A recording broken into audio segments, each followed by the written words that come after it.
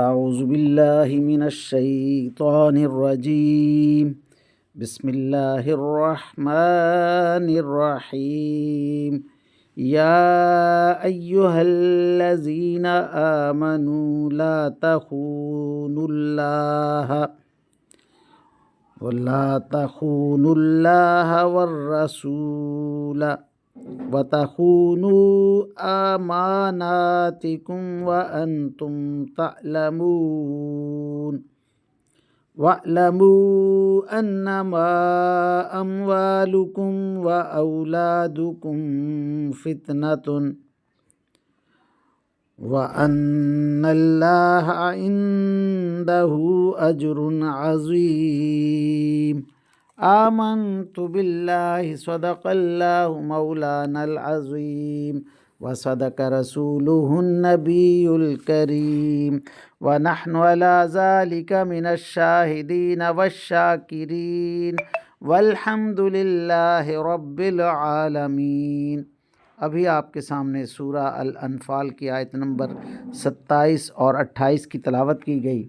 انشاءاللہ کچھ ہی دیر بعد عزت مآب راؤ شاہ نواز صاحب انہی آیات کا ترجمہ، تشریح اور تفسیر بیان فرمائیں گے۔ اللہ تعالیٰ سے دعا ہے کہ ہمارا پڑھنا، آپ لوگوں کا سننا اللہ تعالیٰ قبول و منظور فرمائے اور اس پر عمل کی توفیق عطا فرمائے، آمین یا رب العالمین۔ اعوذ باللہ من الشیطان الرجیم، بسم اللہ الرحمن الرحیم۔ ملتان سے شاہ نواز تمام دوستوں کو السلام علیکم ورحمۃ اللہ وبرکاتہ۔ دوستان گرامی، آپ کے سامنے سورہ انفال کی آیت نمبر 27 اور 28 کی تلاوت کی گئی۔ اب اسی آیت کریمہ کی آسان تشریح ترجمہ مفتی تقی عثمانی کا لکھا ہوا اور تفسیر ابن کثیر سے حاضر خدمت ہے۔ اللہ تعالیٰ قرآن پاک میں ارشاد فرما رہا ہے، اے ایمان والو، اللہ اور رسول سے بے وفائی نہ کرنا، نہ جانتے بوجھتے اپنی امانتوں میں خیانت کے مرتکب ہونا۔ یہ بات سمجھ لو کہ تمہارے مال اور تمہاری اولاد ایک آزمائش ہیں، اور یہ کہ عظیم انعام اللہ ہی کے پاس ہے۔ اللہ اکبر۔ اب ان آیات کریمہ کی آسان تشریح۔ یہ آیت حضرت صلی اللہ علیہ وسلم کے ہجرت کے واقعے کی طرف اشارہ کر رہی ہے۔ کفار نے جب یہ دیکھا کہ اسلام تیزی سے پھیل رہا ہے اور مدینہ منورہ میں بڑی تعداد سے مسلمان ہوتی جا رہی ہے، تو انہوں نے ایک مجلس مشاورت منعقد کی اور اس میں مختلف تجاویز پیش کی۔ یہ آیت ان تمام تجاویز کا ذکر کر رہی ہے، یعنی گرفتاری، قتل، جلا وطنی وغیرہ وغیرہ۔ اب انہی آیات کریمہ کی تفسیر ابن کثیر سے عنوان ہوتا ہے رسول اللہ صلی اللہ علیہ وسلم کی رسول اللہ کی خیانت کا مفہوم۔ یہ آیت ابو لبابہ بن عبد المنذر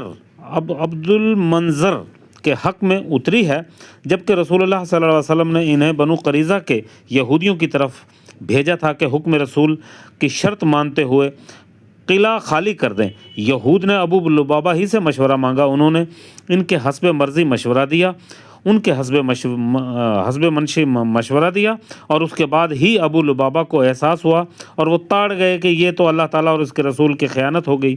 چنانچہ قسم کھا بیٹھے کہ جب تک اللہ تعالیٰ توبہ قبول نہ فرمائے گا مر جائیں گے لیکن کھانا نہ کھائیں گے۔ اب مدینہ کے مسجد میں آئے، ستون کے ساتھ اپنے آپ کو باندھ لیا اور 9 دن اسی حالت میں گزرے، بھوک پیاس سے غش کھا کر گر گئے، حتیٰ کہ رسول اللہ صلی اللہ علیہ وسلم کی زبانی اللہ تعالیٰ نے توبہ قبول فرمائی۔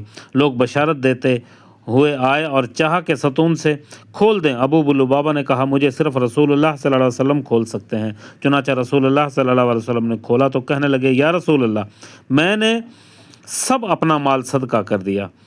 تو آپ صلی اللہ علیہ وسلم نے فرمایا، نہیں، صرف تیسرا حصہ صدقہ ہوگا۔ مغیرہ بن شعبہ کہتے ہیں کہ یہ بالحاظ مضمون یہ آیت قتل عثمان کی پیشگوئی کی طرف ہے۔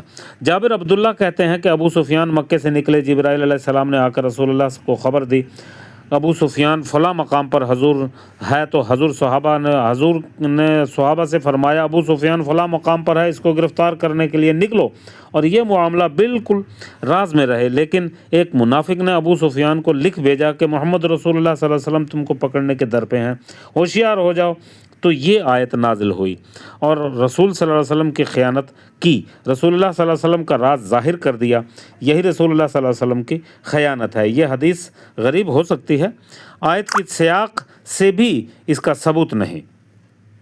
مسلم بخاری میں حاطب بن ابی بلتعا کا قصہ یوں لکھا ہے کہ انہوں نے کفار قریش کو نبی کریم صلی اللہ علیہ وسلم کے قصیدے سے قصد سے آگاہ کرنے کے لیے خط لکھا۔ یہ فتح مکہ کے وقت کی بات ہے۔ اللہ تعالیٰ نے رسول اللہ صلی اللہ علیہ وسلم کو آگاہ فرمایا۔ آپ صلی اللہ علیہ وسلم نے پیچھے ہی آدمی دوڑایا، وہ خط پکڑا گیا۔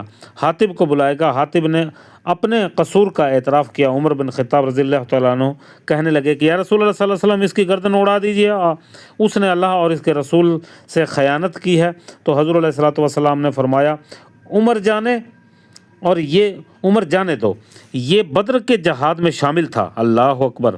تمہیں خبر نہیں کہ مجاہد بدر کے بارے میں اللہ تعالیٰ نے فرمایا ہے کہ میں نے تمہیں بخش دیا، تمہارے سب گناہ معاف کر دیے۔ غرض یہ کہ صحیح تر بات یہی ہے، آیت میں عمومیت اگرچہ یہ درست ہے اور آیت کا شان نزول سب خاص ہے، اور علماء کے مفہوم عموم اس کے قائل ہیں۔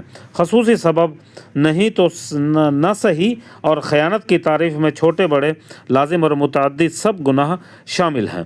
ابن عباس رضی اللہ تعالیٰ عنہ کہتے ہیں کہ یہاں لفظ امانت ہے اور وہ سارے اعمال اس سے مراد ہیں جو اللہ نے بندوں پر فرض کر رکھے ہیں۔ مراد یہ کہ فریضہ کو نہ توڑو، ترک سنت نہ کرو، ارتکاب معیشت سے بچو۔ عروہ بن زبیر کہتے ہیں کہ مطلب یہ ہے کہ ایسا نہ کرو کہ سامنے تو کسی کے مرضی کی بات مان لو اور اس کے بعد اس میں خیانت کرو۔ آخر دعوانا الحمدللہ رب العالمین۔